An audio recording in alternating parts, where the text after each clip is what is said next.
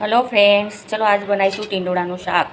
मसालेदार શાક बनाईशू। लग्न प्रसंगમાં बने एवी रीतना मैं 250 ग्राम टींडोळा लीधा है। हवे हूँ एने सेलो फ्राय करूँ।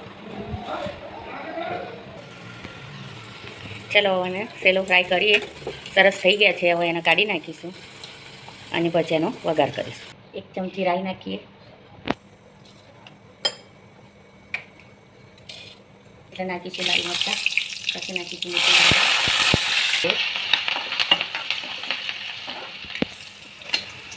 હવે એમાં નાખીશું ડુંગળી,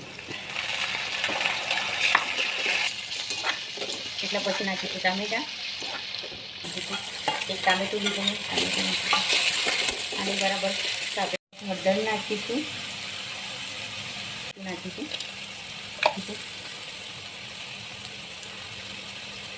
અને અમે રામદેવનો ગરમ મસાલો નાખીશું।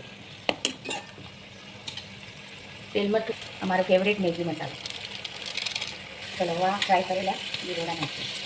ટીંડોળા 2-3 મિનિટ માટે થવા દેવાના, પછી રોટલી સાથે સર્વ કરવાના। મસાલાવાળો ટીંડોળાનું શાક बनाए છે। ટીંડોળાનું શાક, મસાલાવાળું શાક, રોટલી અને કેરીના સાથે ખાઓ, એન્જોય કરો અને મારા ચેનલને લાઈક, સબસ્ક્રાઈબ અને શેર કરો।